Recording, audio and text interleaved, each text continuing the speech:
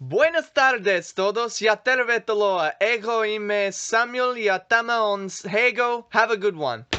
Alright, so, what on earth did I just say there? Well, funny you should ask there. I was not speaking English there. It was other languages. Yes, that's right. Other languages, they exist. So, what does that have to do with anything of what I'm doing right now? Well, so, I was thinking the other day, I was speaking around, and sometimes, you know, just for fun, I like to say what in a different language, just to add a bit of spice to humdrum life, right? And then that got me thinking, you know, some languages say what, their word for what is different from others. They're funnier than others. There are some that are funnier than others. So I started to think to myself, what are the funniest ways to say what? Which languages have the funniest ways of saying what? And that's what I'm going to be doing right here, right now, while putting the offer out. I'm going to be figuring out what are the funniest languages that say what. Which languages have the funniest words for what? Now, how this is going to work, I have a list of the top 20 funniest most common languages in the world. I have a list of that up here. This is in 2020. So, it is definitely the most current. And I'm going to tell you how they say what. And I'm going to give them a tier based on how funny I think the languages are. Now, it's worth mentioning that this is not a comment on the languages themselves. I am not saying that any one language is better than the other. I am just saying that some have funnier words for what than others. And the thing is, so yeah, for those who don't know how tier lists work, you have clearly not seen any of my other stuff, or listened to any of my other stuff, because I don't provide visual aids. That might be something that I should do. However, I do have a Spotify audience who wouldn't really get affected by it at all, so maybe not. But anyway, if your language is in S tier, it means that I think that your word for what is very funny. It is very fun to say in a comedic, in a humorous manner. There's a lot of comedic potential with it. If it's in F tier, it means that it is a boring word. It is a boring word for what? It has absolutely no comedic quality whatsoever. And you should feel ashamed of yourself for it. So, with that in mind, feelings are going to be getting hurt here, but that's who I am. I'm a very cutthroat person at heart, so I'm not here for cuddly events. I have a koala plushie right next to me. He's going to provide moral support. He thinks you're doing great in life, and he wants you to feel appreciated. So anyway, let's begin with English. Now, for those of you who don't know what English is, how are you listening to this podcast in the first place? So, according to Lingoda, the online language school, English is the most widely spoken language in 2021, with over 1 billion speakers. Now, here's the thing. I'm going to provide a bit of a spoiler for you. The second one on this list is Mandarin. And for many, many years, English and Mandarin have been competing with each other for the top spot of most widely spoken languages. It's a very gripping race. And it seems as though, at this point in time, or at least ever since February, the 16th of February, 2021, English has pulled in front. Fun fact, did you know, apparently, that the oldest words in the English language are I, we, who, to, and three, which date back tens of thousands of years. So anyway, you might be wondering to yourself, hey, Sam, what is the English word for what? Well, checkmate! You have just said it in that sentence. It is what. Now, what do I think of the word what? Well, on the one hand, there is a lot of comedic potential with the word what. And I think it mostly comes down to the range of it. There's a lot of variety, a lot of versatility that you can get with the English what. You know, you can say it in a very angry way, like what? You can say it in an upset manner, like what? Or you can say it like you are just done with life and just be like, what? So yeah, there's a lot of potential, there's a lot of variety with the English what. And this might be because of this might be personal bias on my behalf, because I see a lot of potential with the English for what, because obviously this is the language that I am the most familiar with. There are a lot of languages in this top 20 that I know basically nothing about. So there's that. However, I will say that the English what is going to have to lose some point. It's going to get some points docked from it because, on the one hand, I've said it a lot, I've heard it a lot, and I see a lot of comedic potential with it. But on the other hand, I've said it a lot and I have heard it a lot, so much so that I've kind of become desensitized to it a bit, you know?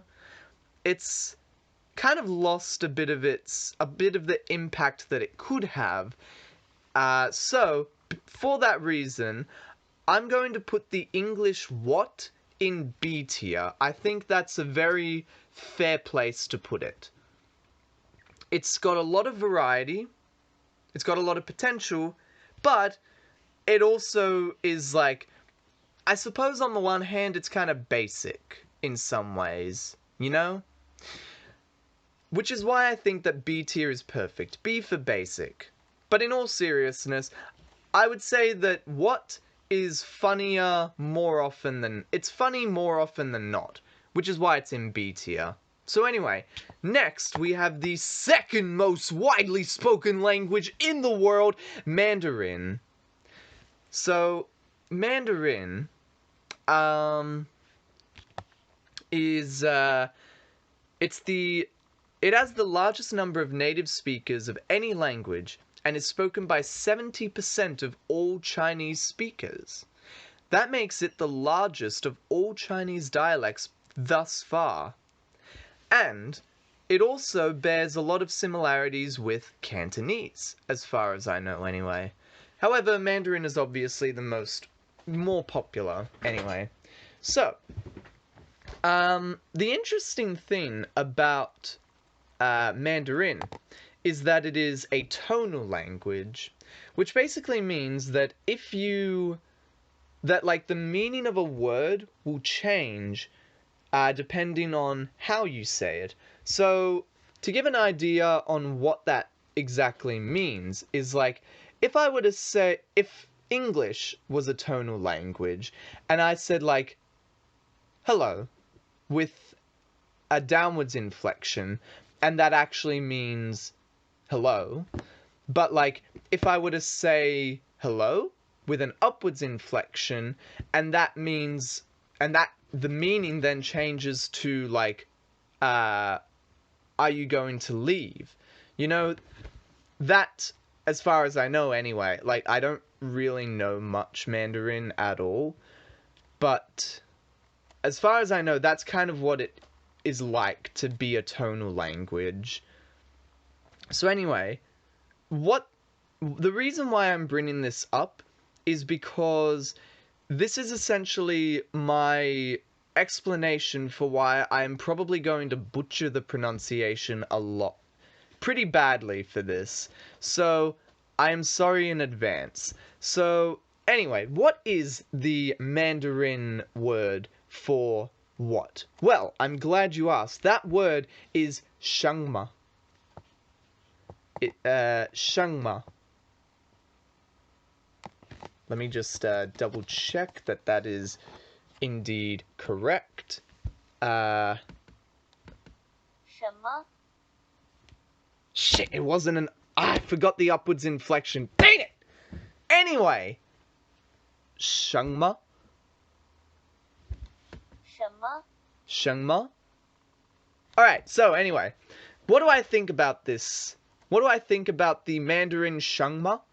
Well, I think it has a lot of potential for comedy. You know, it's a rather fun word to say, to just drop it into casual conversation. Someone's just like, oh, I just ate the last cookie from the cookie jar, and you're like, 什么? You know, there's a lot of potential for comedy with it. And it is also worth mentioning that because it is very difficult to pronounce a word in the correct way, you end up repeating yourself over and over again. And eventually, as that happens, you just start having fun with the word more. You just start, you know, experimenting a bit, you know, adding a little bit of pizzazz to it. And that definitely enhances the comedic quality. However, it also loses a few points because it doesn't have as much range as the English what. As I had mentioned before, the tonality of the language is it kind of shoots itself in the foot, because it's like you can't really play around with it too much, because eventually you're just saying a completely different word, which is obviously not a good thing. So I think the Mandarin 什么 is a good place. It will feel at home in B tier, same as the English what. 什么 has a lot of potential. You can play around with it, but it doesn't have a huge amount of range to it. So I reckon B tier is quite appropriate. Anyway, next up we have Hindi, the third most commonly spoken language in the world. The Hindi language, fun fact, does not use the word the, or what we call a definite article. That is interesting. I actually didn't know that. So, what is the Hindi word for what? It is kyabo. Kyabo Kyabo. Kyabo Kyabo. Kind of sound... Yeah, so. Kyabo. Kyabo? Kyabo?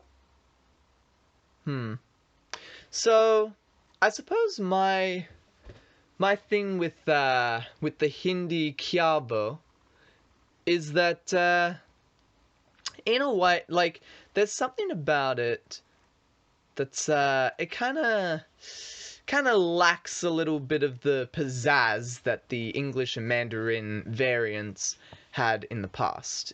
There's something that's a little bit, I don't know, there's something that makes the repetition of it seem a little bit less spicy, you know? There's less spice to it than the others. Kyabo. Kyabo. Kyabo? Anyway. Yeah. If I were to be like, oh, you know, I crashed your car accidentally, and I'm like, kyabo? Yeah, I don't know. It doesn't really hit me as much as, like, what? Or 什么? You know? So, I think I'll put the Hindi kyabo in C tier. I reckon C tier is pretty fair.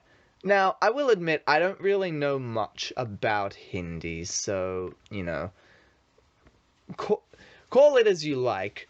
Maybe I just haven't heard the right person with the right comedic touches saying it, you know? So next up, Spanish. Spanish, fourth most commonly spoken language in the world. I think from what I've heard, it actually has, like, if we're just counting people who learn it as a second language, I think it's actually, like, second most common. Anyway, It is also the official language of like many countries, not just Spanish, but country in Central Africa, Equatorial Guinea, there's also the Central American variant of Spanish, and if we're counting that one, there's heaps of speakers, you know? Anyway, so I feel like a decent amount of people know what the Spanish variant of this is because they have watched Dora the Explorer, but the Spanish word is que, Q-U-E with an acute accent, que. So, what do I think of this? Honestly, it's kind of a similar thing as the Hindi kya. It kind of lacks a bit of the punch, a bit of the pizzazz. There's not as much range with ke because it is like only one syllable, but unlike the English what, there are less consonants, so you don't have as much opportunity for variance and comedic taste, you know? So with that in mind, I feel like I'm gonna have to put Spanish in C tier as well. It's not bad, but it's like it doesn't have like enough of a punch to it that other languages and their whats have. So the Spanish que is going in C tier. So next up, we have the 5th most commonly spoken language in the world, French. Did you know that 75% of French citizens did not speak French as a mother tongue when the French Revolution took place? Instead, they spoke regional languages. And when I say the French Revolution, I'm talking like the one that like led to the Reign of Terror, because, you know, when you're mentioning like the French and the Revolution, you kind of have to be a bit more specific than with others. Anyway, so what is the French word for what? Well, that word is quoi. Quoi. Now, as far as I'm concerned, quoi, the French quoi, is like the pinnacle of linguistic whats. It is French kiss, because quoi is the ideal specimen for what. There's so much variety, there's so much comedic taste. Even just saying the word very normally, just like quoi, like that still has a lot of comedic potential. But then you start to really mix things up a little bit when you really start playing with the timing of it, and you're just like quoi or qua, qua. And we're getting absolute spice here. We're getting real fire going on here. And I think it is for this reason, and this reason in particular, that the French quoi is going in S tier. The French quoi is excellent. It is the perfect what word. S tier, right there. Right there. Get up there, French. You deserve it.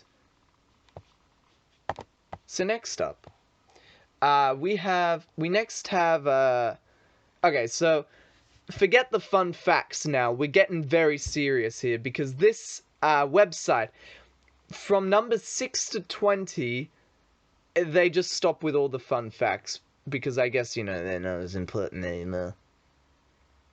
Worth mentioning, number 20 on this list still has 80 million speakers. That is a lot. That's interesting. Interesting. Anyway, so the next language, the 6th most common spoken, is Standard Arabic. And this really just goes to show how much I know about Arabic, because I didn't know I didn't know that there was something that was considered not standard Arabic, which is a little bit, interesting. But anyway, standard Arabic. Now, this is another one of those languages that doesn't have, or it's regarded as one of the most difficult languages to learn for native English speakers. Actually, I had read this list that this language group had compiled, where they took a bunch of different languages and tried to determine and basically categorize them by order of like which ones, how difficult they are for native English speakers to learn. So category 1, you had category 1 was like the easiest languages to learn, and then category 5 was like the hardest. There were a few category 4 was the one with the most languages, and there was some that had little asterisks on them that had said like this language is more difficult than others in this category, and I consider them to be like 4.5. And then category 5 had one language that was asterisked, and I kind of consider that to be like 5.5, and that one was Japanese. So according to this, category Japanese is, according to that, most difficult language to learn for native English speakers. So that's interesting.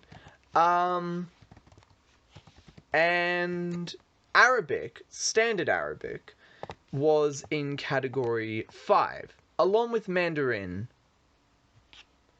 I think, from what I remember, I think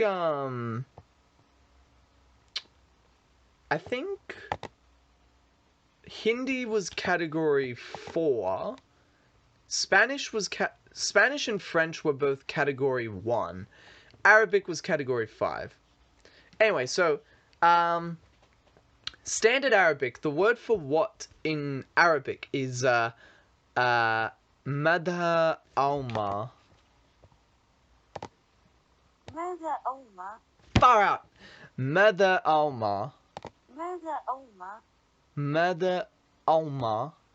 I'm probably still butchering it really badly, but what do I think of this one? Well, I reckon the Arabic Madha Alma is it's a pretty long word for just what, but it was the best that I could find, because it was like, I looked it up and it was like there was no like consistent word. It always like changed things up, which might have been part of why Arabic is considered so difficult to learn. But yeah, I think there is actually a lot of potential to Mother Alma. Hey man, like I just accidentally ate the lasagna that you had in the fridge and had prepared for yourself. Mother Alma? Yeah, I reckon there's a lot of potential with that word.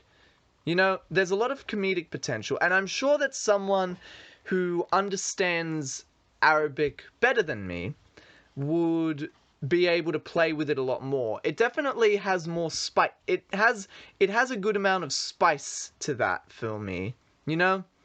So I would put the standard Arabic Mother Alma in B tier. I'm very sorry.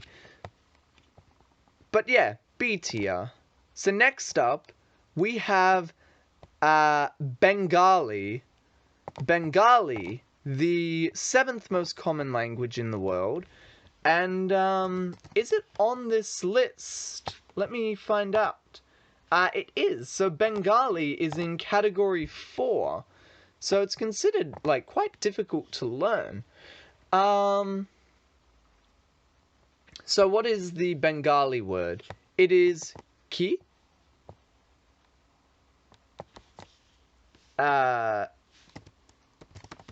yeah, I'll just double check with that one.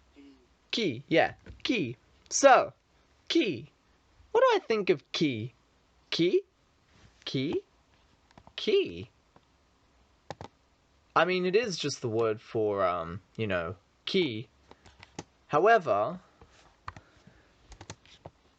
for that reason, it is also very, very similar to the Spanish que, which, for the same reason as that, I think the Bengali key, it lacks that same punch. Ki? Ke? Ki? It's, I feel like it's a little bit funnier than ke, but not so much funnier that it goes into a different tier. So it's going into C tier for me. Next up, we have Russian. Russian, I don't need notifications. Russian, another category 4 language. Interestingly enough, category 5, by the way, most of the languages in or all of the languages in category 5 use a different alphabet to English. Russian is one of the few that uses a different... Well, it's one of the ones, as far as I've seen, it's one of the easier languages to learn that use a different alphabet. But obviously, it's still very difficult to learn. So the Russian word for what is kakie. Kakie? Kakie. Kakie. Kakie. Yeah, it does seem to be pretty inherently funny. Kakie? Kakie.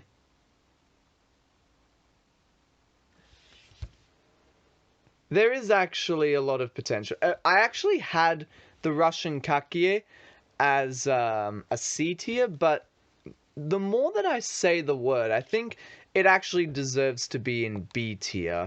So you know what? Russian kakie, you're going into B tier. So next up is Portuguese. Now, Portuguese is a category 1 language, which means that it's considered one of the easiest languages to learn for native English speakers anyway. So what is the Portuguese word? So, the Portuguese word is ok. Now, you might be saying, it's basically just the Spanish que, but with an O at the beginning of it, which would make sense because Spanish and Portuguese are very similar languages. However, the Portuguese ok gets several bonus points because it sounds like okay. It sounds like a very nervous person saying okay. And I think that is absolutely hilarious. It's like, oh, sorry man, I just accidentally contaminated your bath water. Okay? Yeah. Yeah, a lot of potential with that one. That is great. However, I don't think it's as funny as the French quoi. I reckon the French quoi is like, it almost sounds like a posh duck, which I think just adds to the comedy of it a lot. The Portuguese ok, that's going in A tier. That's a very solid A tier right there. It's very good. Very good. That's Portuguese definitely up there here. Next up, we have Indonesian. Indonesian is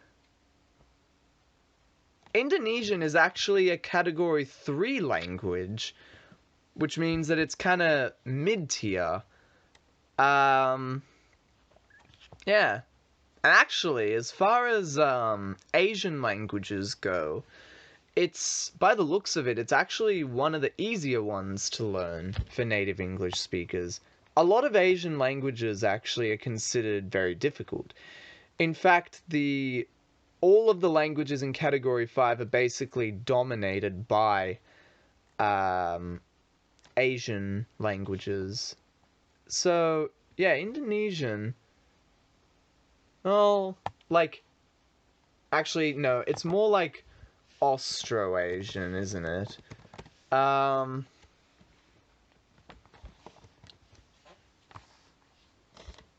One sec. It's, well, it says that it's in Asia. But I mean, I've also heard it be described as being part of Oceania. So, there's that. Anyway, yeah, so Indonesian is a Category 3 language. So it's kind of in the middle. So what is their word for what? Apa? Apa. Hey, look, hey man, sorry, like, I just accidentally, like, ripped your hair out. I just gave you a bad haircut, sorry. Apa? Yeah, that's a good one as well. I'm gonna put it in A tier, same as Portuguese. It's got a lot of potential with that. I use the word potential too much in this video. Upper, there's a good broad range here. Even possibly more upper. Even more of a range potentially than like what in that. And also I think it just sounds funnier, It's a funny word. Upper. So yeah, A tier for upper. Next up, we have Urdu. Urdu. I'm sorry. Which is a Category 4 language. And what is their word? Kier. Or Kier. I kind of forget. Hold on. How does it pronounce it here? Kia. Kia. Okay, yeah. Problem with this is that, like, Google Translate doesn't actually show the phonetics. Like, it doesn't have the phonetics version. It only has it written in Urdu, which obviously I can't read. So I'm kind of just going off guesswork almost. So Kia is very similar to Ke. Very similar to Ki. And I'm going to put it into C tier for the same reason as that. It's just kind of like, again, it's not bad. Like, there is still potential to make it funny, but I think you would need to try harder to have, like, a good laugh with it. So next up, we have Standard German, which is a Category 2 language, and is actually the only language that's in Category 2. It's the only one, which is actually quite interesting. It is also regarded as like one of the more difficult European languages to learn, particularly Western European.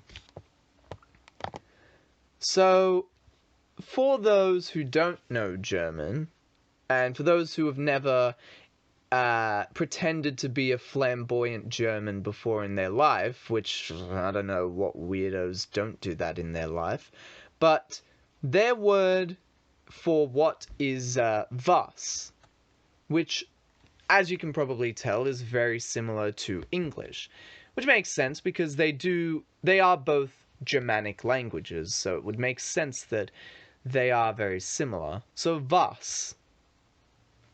Now, what do I think of was? I think it's very similar to the English what, and for that same reason, it has a lot of the same strengths and weaknesses. It has a lot of potential, it has a lot of variety. It also is very easy to get desensitized to it. Was. Was? Also, I feel the fact that it ends as an S means that it doesn't have as much, like, punchiness as, like, what, as, like, a T for what. However, the V, I reckon, is punchier than the W, so it kind of all balances out. So I'm going to put the German was in B tier as well, because it has a lot of the same strengths and weaknesses, And the stuff that the English what has in its favor, the German was makes up for in other aspects, in other topics. So next up, we have Japanese, which is a category 5.5, as the only one that is a category 5.5, and that's what leads me to believe that Japanese is the most difficult language to learn for native English speakers. And I think that's in no small part due to the fact that you have to learn like 3 completely different alphabets for it. So, what is the Japanese word for what? Well, if you are a regular viewer of the anime, then you will probably know the answer to that question. But it is nani. Nani. That is ooh. I can tell you firsthand, there is a lot of range, there is a lot of potential when it comes to the word for nani. Like, I think probably the most well-known one is nani, which I feel like you say that in English like, what? It doesn't really have the same comedic touch to it. I feel like what is, it sounds more scary than nani, you know? I'm sure everybody agrees with me on this. It's got a lot of punch, it's got a lot of comedy to it. It's a very funny word to say. And it is especially helped because of the memes. The memes are glorious. It is great. And it is for that reason that the Japanese nani is going into S tier. Same as the French quoi. I think those two are some of the best usages of the word what I have ever seen. It is enough to make a grown man cry. It is a good thing that I am not a grown man. I am a small boy. Next up, we have Swahili, which is another category 3 language, and is also the language that you hear when you listen to Lion King songs. Every song in The Lion King is sung in either English or Swahili, and if they aren't, at the very least, Circle of Life is sung in Swahili. And actually, a lot of the character names in Lion King are based off of Swahili words. For example, Simba is actually the word for lion. I think Nala is supposed to mean like heart or life or something like that. Rafiki, I think, means wise. Pumbaa means slow-witted, apparently. So, yeah, it's a very, very good language. But that's not important. How good are they at saying what? What do the Swahili say when they say what? They say nini. Which, in case you didn't notice, because I was being so subtle, it sounds very similar to the Japanese nani. Nani, nini. Nini!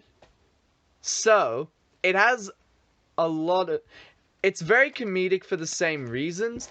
I think the 2-syllable what actually really works. I think, yeah... 2 syllables tend to work quite well.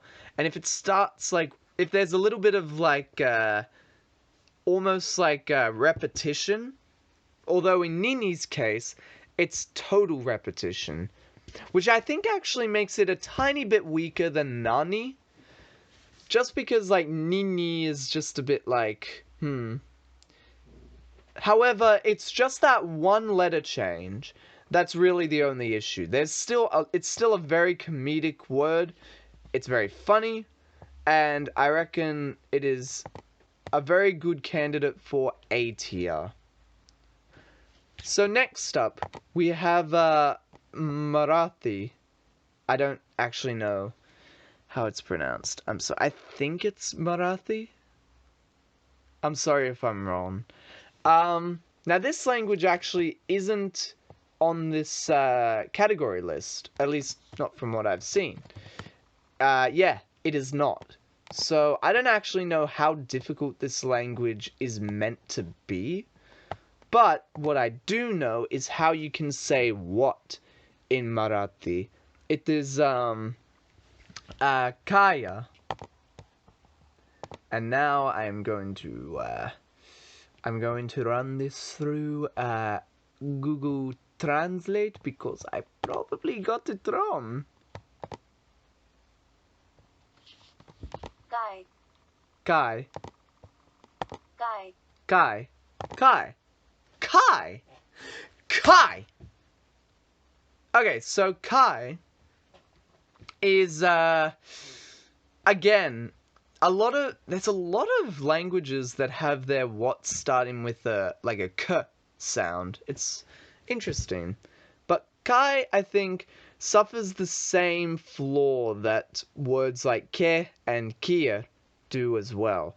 It lacks the punch of other language. I feel like k is a bit of a weak sound for what. There's not, it's a very subtle art. By no means should you feel offended if you're not as high tier as your rival language, but it is a very fine, very, very fine line between a C tier and a B tier, or a B tier and an A tier, and an A tier and an S tier. It's very much a very subtle art. So it is difficult, I will admit. And so far, nobody has done a bad job. Nobody's done a bad job. But I think Kai, I would put it into C tier. It's a bit, yeah. I guess that k is just a bit of a weak sound to start off your what with. I guess k is just not a very funny word. I don't know, what kind of funny words start with a k? I don't really know. But anyway, next up we have Telugu, which is also not in that list. So again, I don't know how difficult it is. So I'm sorry. But I will attempt to say their word for what, which is enmity. Right? Google Translate? Amity. Amity. There's always something that I mess up here. Amity. Amity. So, I think we see here that well, we also saw it in Kiabe, but or actually no, Kiabe is more, I don't know, is that 2 or 3? It's 2 syllables. I think we can see here that 3 syllables might be a little bit too much. At least in Arabic's mother Alma, it's a very long phrase, and it's that itself has a lot of comedic qualities. But I think 3 is it's too many. It's it's a little bit too many syllables, but not so many that it's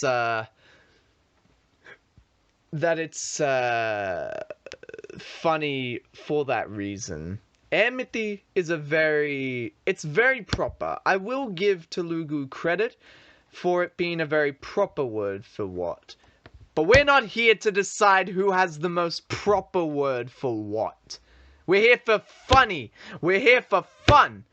And again, amity definitely has a lot of, you can do stuff with it. It's not bad. You can do stuff with it.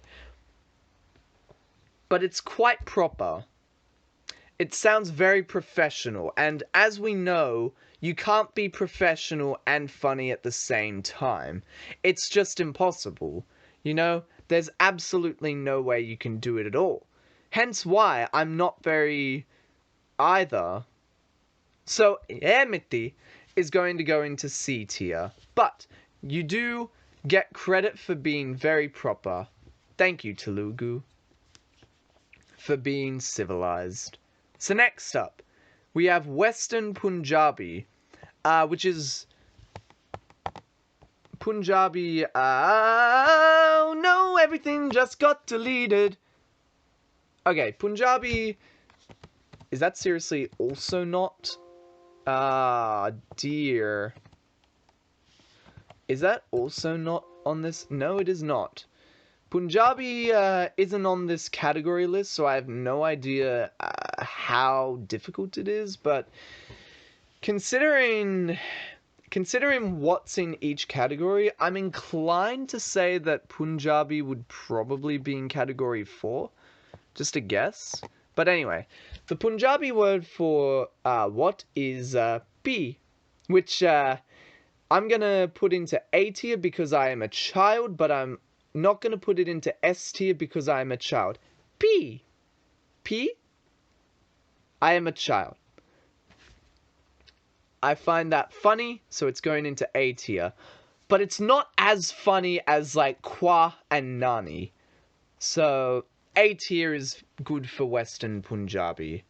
So the next one on this list, the 18th most commonly spoken language, is actually Wu Chinese, which from what I had read is meant to be like the most popular language in southern China or something like that. And I guess according to this list, the second most popular Chinese language. But unfortunately, when I was looking for how they say the word what, I couldn't find anything. There was no Google Translate for it. There were no like websites that told me the word. So unfortunately, I can't judge the Chinese Wu word for what. So I guess I'm gonna have to replace it with a different language instead. So I decided to change it to Swedish, because I'm sure that someone out there will be able to appreciate that. So the Swedish word for what is vod, right? Bod. Vod. Bod. Bod. Now, Swedish is a Category 1 language, so it's regarded as one of the easiest languages to learn for English speakers because it's very closely related. Now, the thing with Swedish is if you know how to speak Swedish, you basically know how to speak Norwegian and Danish as well, because those three languages are very similar to each other. Although I think between the three, Swedish is meant to be like slightly harder than the other two. I'm not sure. But basically, the Swedish word is also the Norwegian and Danish word, bod. So, again, because it's a Germanic language, sounds very similar to English and German.